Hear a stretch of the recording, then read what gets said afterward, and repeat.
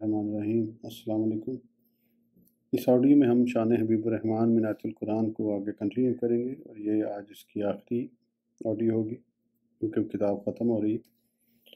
اس سے پہلے سبسکرائب ضرور کر لیں اور بیل آئیکن بھی پریس کر لیں۔ تو شروع کرتے ہیں۔ شہید کا بیان اور شہادت کے فضائل۔ ولی کی ایک قسم شہید بھی ہے۔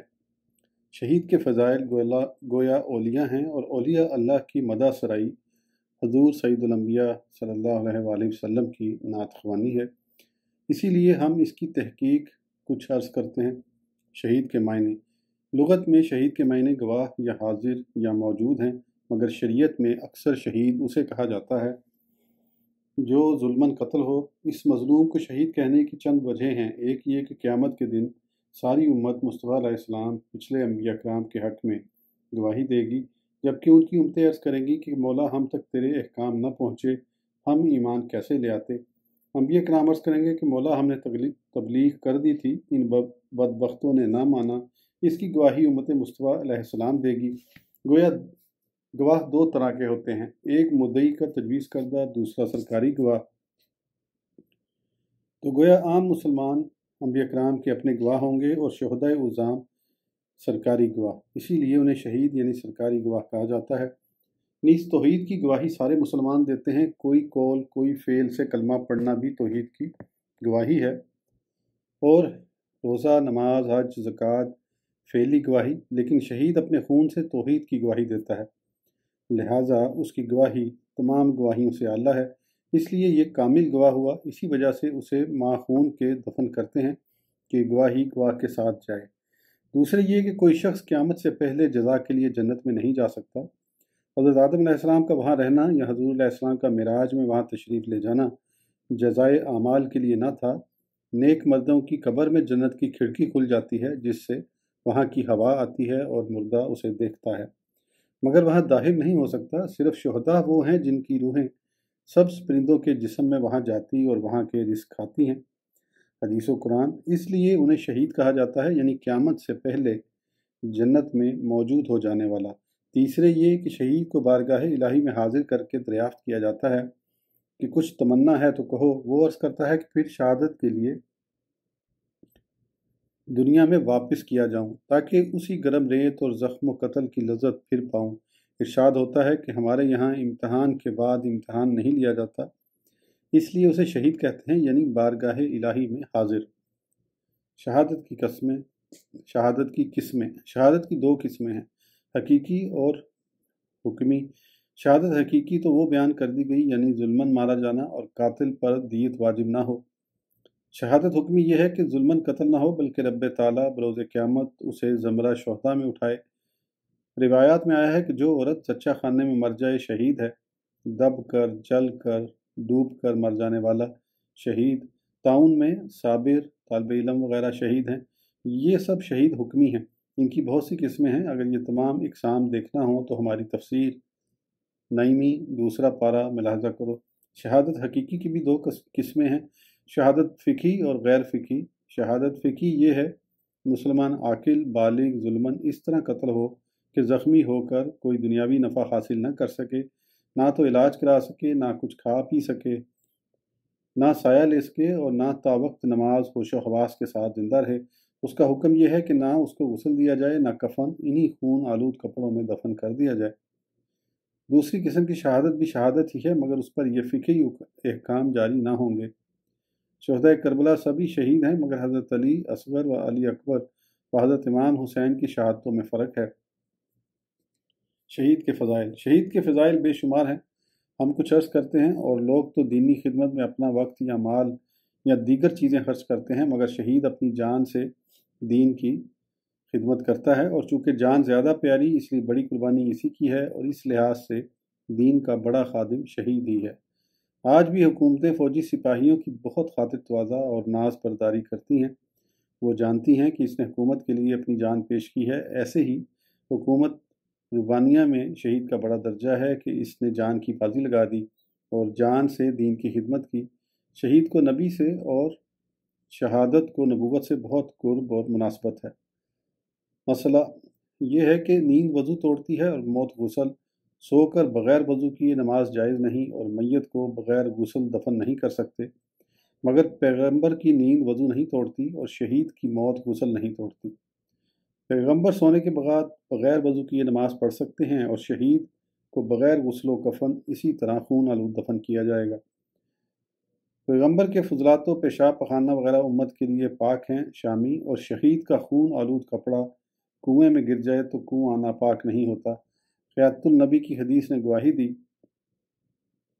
نبی اللہ حی یرزق مشکوہ باب الجمعہ، اور خیات شہداء کا قرآن گواہ ہے۔ کسی کافر لطیفہ، کسی مشاعرے کا مصرع ترا یہ تھا، کافر ہیں جو حسین کا ماتم نہیں کرتے۔ کسی شاعر نے اس پر یہ شعر لکھا، کافر ہے جو منکر ہو حیات شہداء کا، ہم زندہ جاوید کا ماتم نہیں کرتے۔ بعد میں موت کوئی مغفور بندہ دنیا میں واپس آنے اور یہاں کے مصائب و آلام پھر دیکھنے کی آرزو نہیں کرتا، سوائے شہید کے کہ وہ بارگاہ الہی میں عرض کرتا ہے کہ مولا پھر وہی میدان جہاد ہو، وہی وہاں کی تپتی ریت ہو، وہی زخم و قتل ہو۔ مشکوہ باب فضائل جہاد۔ حدیث شریف میں ہے کہ شہادت قرض کے سوا سارے گناہ مٹا ڈالتی ہے۔ حدیث شریف میں ہے کہ 3 شخص جنت میں پہلے جائیں گے، شہید اور بھیک سے بچنے والا عیالدار اور فرما بردار غلام۔ ترمذی و مشکوہ فضائل جہاد۔ حضور صلی اللہ علیہ وسلم فرماتے ہیں کہ شہید کی 6 خصوصیتیں ہیں۔ اس کی پہلی بار میں مغفرت کر دی جاتی ہے، اسے اس کا جنتی مقام دکھایا جاتا ہے، اسے عذاب قبر نہیں ہوتا، قیامت کے دن گھبراہٹ سے محفوظ رہے گا، اس کے سر پر وقار کا تاج رکھا جائے گا جس کا ایک یاقوت ساری دنیا سے بہتر ہوگا، 72 حوریں اس کے نکاح میں دی جائیں گی، اور وہ اپنے 70 اہل قرابت کی شفاعت کرے گا۔ ترمذی، ابن ماجہ و مشکوہ کتاب الجہاد۔ حضور صلی اللہ علیہ وسلم فرماتے ہیں، 2 قطرے اور 2 قدموں کے نشان خدا کو بڑے پیارے ہیں، ایک آنسو کا قطرہ جو خوف الہی میں بہے، دوسرے اس قدم کا نشان جو خدا کا فریضہ ادا کرنے کے لیے چلے۔ حضور علیہ السلام فرماتے ہیں کہ تلوار شہید کی خطائیں مٹا دیتی ہے، اور قیامت میں اس اختیار دیا جائے گا کہ جس دروازے سے چاہے جنت میں جائے۔ دارمی و شکوہ۔ حضور علیہ السلام فرماتے ہیں کہ شہید کو موت کی اتنی تکلیف ہوتی ہے جیسے کسی کے چونڈی کے کاٹنے کی۔ سید الشہداء کون ہے؟ حضور علیہ السلام کے باغ میں ہر پھول کا رنگ و بوجدہ ہے۔ خلفائے راشدین، امام حسین علیہ السلام، امیر حمزہ رضی اللہ تعالیٰ عنہم اجمعین، سبھی مختلف معنی سے سید الشہداء ہیں۔ صدیق اکبر اس لحاظ سے کہ ان کی وفات حضور علیہ السلام کی وفات کا نمونہ ہے۔ حضور علیہ السلام کی وفات خیبر والے زہر سے، صدیق اکبر کی وفات مار غار کے زہر سے کہ اس وقت اس شام کا زہر لوٹ آیا تھا اور اس سے آپ کی وفات ہوئی۔ حضور علیہ السلام کی وفات کے وقت گھر میں روشنی کے لیے تیل نہیں، اور صدیق اکبر کے گھر میں کفن کے لیے کپڑا نہیں۔ غرض یہ کہ ثانی اثنین کا ہر طرح ظہور ہے۔ حضرت عمر فاروق اس لحاظ سے سید الشہداء ہیں کہ مدینہ طیبہ کی زمین، مسجد نبوی شریف، حضور علیہ السلام کا مصلی اور نماز فجر میں مشغولیت، اور عین اسی حالت شہادت، پھر روضہ پاک میں دفن، اتنے صفات کسی میں جمع نہیں ہوئے۔ حضرت عثمان غنی رضی اللہ تعالیٰ عنہ اس لیے سید الشہداء ہیں کہ مدینہ کی زمین، قرآن کی تلاوت اور خون کا پہلا قطرہ قرآن پاک کی اس آیت پر گرنا۔ ایسا اس کی زیر زبر نہیں ہے تو میں اس کو نہیں پڑھ سکتا۔ الایا پھر صابر ایسے کہ بوقت قتل قاتل کا مقابلہ تو کیا، اپنے بچاؤ کے لیے ہاتھ بھی نہ اٹھایا، بلکہ سب کو مقابلے سے منع فرمایا تاکہ میری وجہ سے مدینہ کی زمین خون سے رنگین نہ ہو۔ حضرت امام حسین علیہ السلام اس لیے سید الشہداء ہیں کہ از آدم تائیں آدم کسی نے ان کی سی مصیبتیں نہ اٹھائیں۔ کربلا کے میدان میں وہ غازی بھی تھے، پردیسی مسافر بھی اور مہاجر بھی، 3 دن کے متواتر روزہ دار بھی، بچوں اور گھر بار کو راہ الہی میں لٹانے والے بھی، اور انوکھے نمازی بھی کہ عین نماز میں شہید ہوئے۔ چونکہ حضور علیہ السلام نے فرمایا تھا کہ حسن و حسنین علیہ السلام جوانان جنت کے سردار، اور چاہیے یہ کہ سردار سارے ماتحتوں سے زیادہ باکمال ہوں۔ اس سے پہلے بظاہر حضرت حسین مہاجر نہ تھے، نہ مجاہد، نہ غازی۔ اگر اسی حالت میں ان کے سر پر سرداری کا امامہ باندھ دیا جاتا تو ممکن تھا کہ کوئی جنتی سمجھتا کہ ہمارے سردار ہیں، ان میں فلاں کمال نہیں۔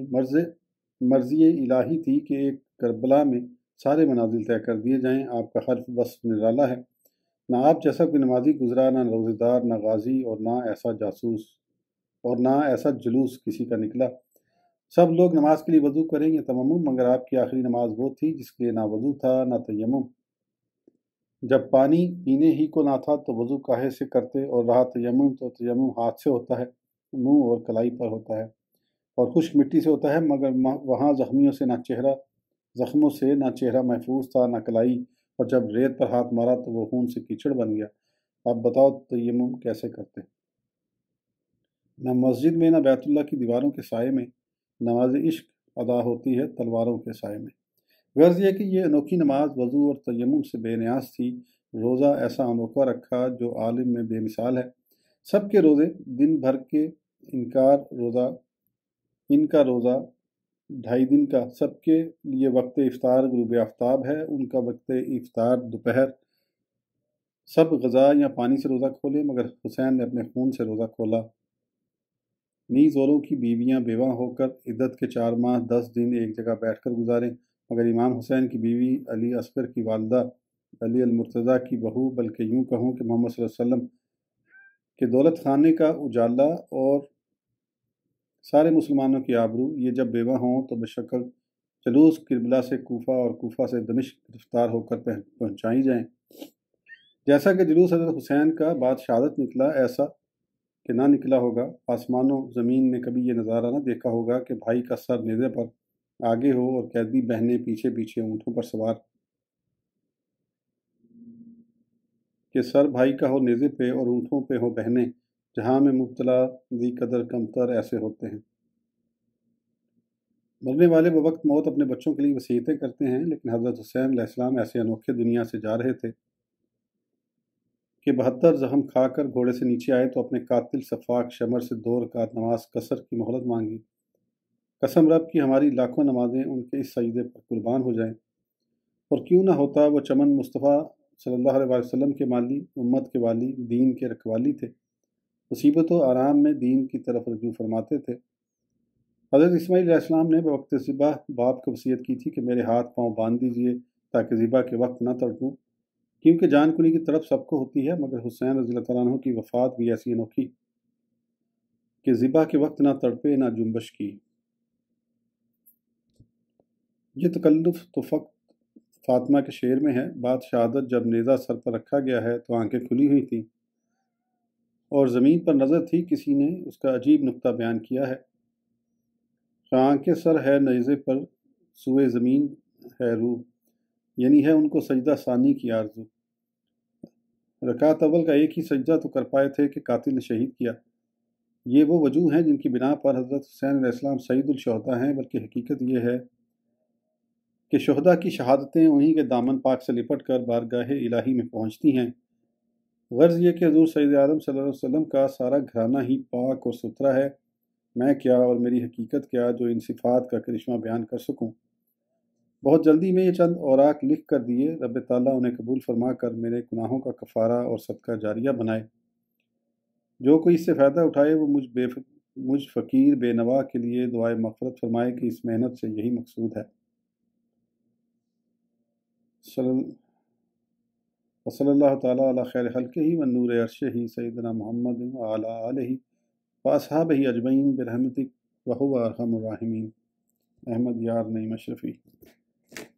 14 मुहर्रम अल-अहराम 1365 हिजरी में किताब लिखी गई थी। इनकम्प्लीट हुई होगी जो उन्होंने डेट नीचे लिखी। इसके बाद इंशाल्लाह हम दूसरी किताब शुरू करेंगे, वो भी यही होगी, शान हबीबुर रहमान। ये थी मिन आयतुल कुरान, वो होगी मिन हदीस। तो इंशाल्लाह ज़रूर शुरू करेंगे। उस वक्त तक के लिए इजाज़त दीजिए। सब्सक्राइब करना ना भूलें, उससे पता चलता है कि आप लोग कोई सुन रहा है, थोड़ी इनकरेजमेंट होती है। इंशाल्लाह अगली बुक में मिलते हैं। उस वक्त तक के लिए इजाज़त दीजिए। अल्लाह हाफ़िज़।